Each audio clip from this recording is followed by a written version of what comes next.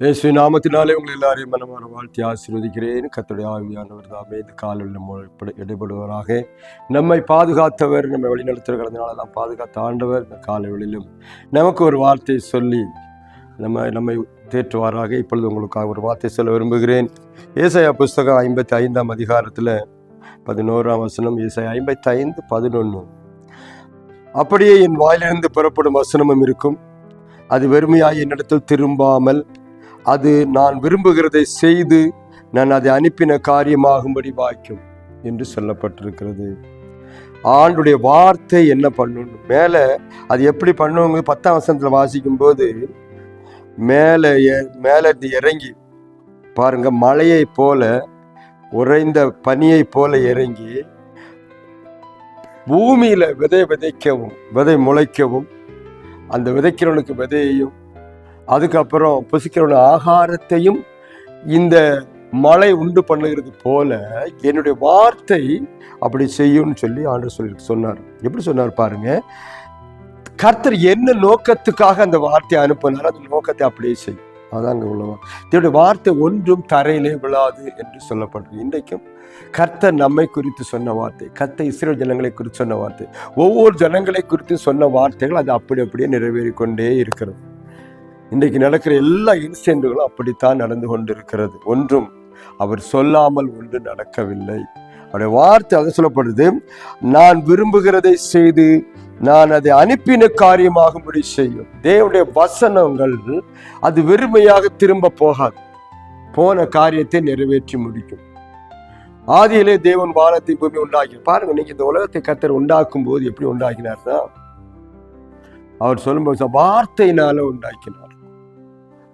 வானமும் பூமி உண்டாக்கணுச்சுன்னா உண்டாயிட்டு எல்லாமே அவர் உண்டாக்கணும் சொல்லிட்டு எல்லாம் உண்டாக்கணுதுன்னு சொன்னார். அவருடைய வார்த்தை அப்படி போய் அந்த காரியத்தை முடிச்சு அந்த வார்த்தை தான் அது வெறுமையா மறுபடியும் திரும்பாது. சொன்ன வார்த்தை அது அப்படி நடக்கும். அதுதான் சொல்லப்படும். அவருடைய வார்த்தை அவ்வளவு கனம் உள்ளது. அப்போ இயேசுவானவர் கூட அது சொல்றாரு. அவர் ஊழியம் செய்யும் போது அவர் சொல்லும்போது சொல்றாரு, வானமும் பூமியும் ஒளிந்து போனாலும் என் வார்த்தைகள் ஒளிந்து போகாது.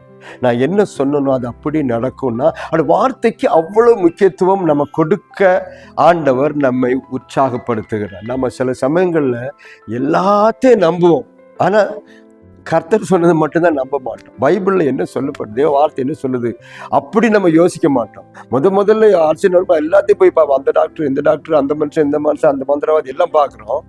தேவ வார்த்தை என்ன சொல்லுது அப்படிங்கிறத பார்க்க மாட்டோம். ஆனா அழியாத வார்த்தைக்கு நம்ம முக்கியத்துவம் கொடுக்கறது இல்லை. ஆனா ஆண்டு சொல்றாரு, என் வார்த்தைகள், நான் சொன்ன வார்த்தைகள் எது போல காரியத்தை நிறைவேற்றும். உங்க ஆத்தர் உன்னை ஆசீர்வதிப்பேன் பாரு. யாக்கோபை சொன்னாரு, நான் உன்னை பாருங்க, நீ அவன் போயிட்டு இருக்கிறான், அந்த ஏசாவுடைய அந்த ஆசீர்வாதத்தை பெற்று போற அப்பா போற வழியில ஆண்டவர் தரிசனம் பண்றான். ஆண்டு சொல்றாரு, நான் உனக்கு சொன்னதை பாரு. ஆண்டு சொல்றாரு, நீ போயிட்டு உனக்கு திரும்பி வர பண்ணுவேன், நான் ஆசீர்வதிப்பேன்னு சொல்றாரு. நான் உனக்கு சொன்னதை செய்யும் அளவும் நான் உன்னை விட்டு விலக மாட்டேன், உன்னை கைவிட மாட்டேன்னு சொல்றேன். நான் உனக்கு சொன்ன காரியம் உடனே நடக்காது. It will take time. அது நிறைவேறும் மட்டும் நான் உன்னை நினைச்ச மாட்டேன், கைவிட மாட்டேன் என்று கர்த்தர் சொன்னார். அதே வார்த்தை இன்றைக்கு நம்ம பார்த்தும் கர்த்தர் சொல்றாரு. கர்த்தர் நமக்கு சொன்ன வார்த்தை, உன்னை என்ன செய்வேன்னு சொன்ன அது செய்வேன், அது செய்வார். ஒவ்வொரு பரிசுத்தவான்களுக்கும் அப்படித்தான்.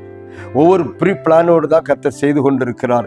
அவர் சொல்லி கொண்டிருக்கிறார். இன்றைக்கு நம்மோடு பேசி கொண்டிருக்கிறார். நாம் என்ன செய்யணும்னு சொல்றது தான் கர்த்தர் நம்மை கொண்டு செய்வார். அதை செய்கிற வரையில் நம்ம விட்டு விலக மாட்டார். சோத்திரம், அதுதான் முக்கியம். அப்போ வானமும் பூமியும் ஒளிந்து போகும், அவருடைய வார்த்தைகள் ஒன்றும் தரையில் விழுவதில்லை. அது வள்ளி ஆகிலும் புள்ளி ஆகிலும் மாறுவதில்லை. இன்றைக்கு நம்ம யோசிக்க வேண்டிய விஷயம், கர்த்தருடைய வார்த்தைக்கு நம்ம அவ்வளோ முக்கியத்துவம் கொடுக்கணும். ஆனால் நாம் கொடுக்குற முக்கியத்துவம் கர்த்தருடைய வார்த்தையை காட்டிலும் உலகத்துக்கு முக்கியத்துவம் கொடுக்கணும். உலக மனுஷன் பேசுகிறத நான் கேட்குறோம். உலகத்தில் சொல்கிற அந்த ஒரு நல்ல காரியங்கள் அப்படி சொன்னால் அதை கேட்குறோம். இது நல்லதுன்னு சொன்னால் நம்புகிறோம். பாருங்கள், எல்லாத்தையும் நம்புகிறாங்க.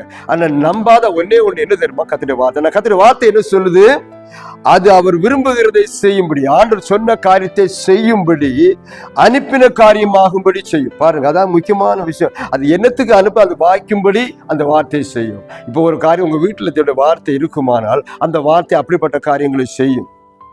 தேவனுடைய வார்த்தை எடுத்து பாருங்க, வேதாகமத்தில் வார்த்தை எடுத்து உங்க வீட்டில் வைங்க, அந்த வார்த்தை உங்க வீட்டில் வேலை செய்ய ஆரம்பிக்கும். அநேக குடும்பங்கள்ல பாருங்க வேதாம இல்லாம இருக்கிறது. இந்த கர்த்தருடைய வார்த்தையை வீட்டுல வைக்க மாட்டாங்க. ஒரு நாளைக்கு நாங்க ஒரு இடத்து ஊழியத்துக்கு போகும்போது அங்க இப்ப போகும்போது எல்லா வீட்டுக்கும் புதிய ஏற்பாடு எல்லாம் கொடுத்துட்டே வந்தோம். ஆனா கொடுத்துட்டு வந்த உடனே எங்களுக்கு தெரியாது, புதுசா வந்த ஊர் இல்லையா, தெரியாது. அப்போ அதில் அட்ரஸ் எல்லாம் போட்டிருந்தோம். அடுத்த நாள் காலையில் பார்த்தா அந்த அட்ரஸ் பார்த்து எல்லாரும் வீட்டில் கொண்டு கொடுத்துட்டு போயிட்டாங்க. எல்லா அந்த புக்குகள், அந்த வசனங்கள், பைபிள் எல்லாம் கொடுத்துட்டு போயிட்டாங்க. ஏன்னு கேட்டேன். ஏன் கொடுத்துட்டு போன ஒரு ஆள்கிட்ட சொன்னார், இந்த புக்கு எங்களுக்கு ஆகாது, நாங்கள் இந்த புக்கை வச்சுருந்தோம்னா எங்களுக்கு ஆகாதுன்னு சொன்னாங்க.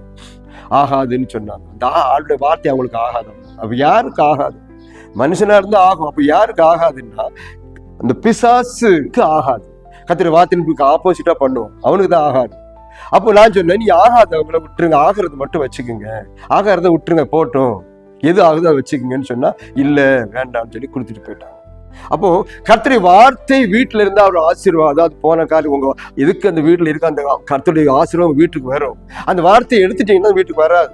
அநேக வீடுகள் அப்படித்தான், வீடுகள்ல பாலடைஞ்சு வெறுமையாய், அநேக வீடுகள்ல இருட்டாய், எப்ப பார்த்தாலும் சண்டை, எப்ப பார்த்தாலும் பிரச்சனை, எப்ப பார்த்தாலும் குழப்பம், சின்னதுக்கும் பெருசும் குழப்பம். அப்ப அவங்க பேசல பிடிக்கல, இவங்க பேசல, அப்படி காரணம் கர்த்தருடைய வார்த்தை அங்க இல்லை. தேவன் சொன்ன வார்த்தையின்படி செய்ய அவர் ஆயத்தமா இருக்கிறார். நான் உன்னை ஆசீர்வதிப்பேன், உன் பேரை பெருமைப்படுத்துவேன்னு சொல்லியிருக்காரு. அந்த வார்த்தை உங்க வீட்டுல இருக்குதா?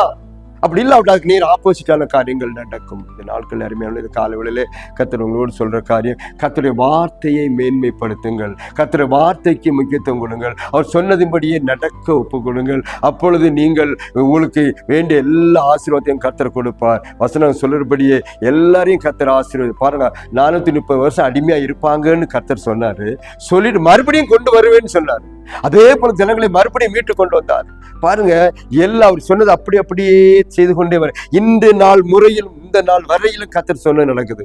உங்க வாழ்க்கையிலும் கர்த்தர் சொன்ன காரியத்தை நிறைவேற்றி முடிக்க அவருடைய வார்த்தையை மட்டும் கெட்டியா பிடித்துக்கிட்டு சொன்னீரே ஆண்டவரே எங்களுக்கு செய்யும்னு கேளுங்க.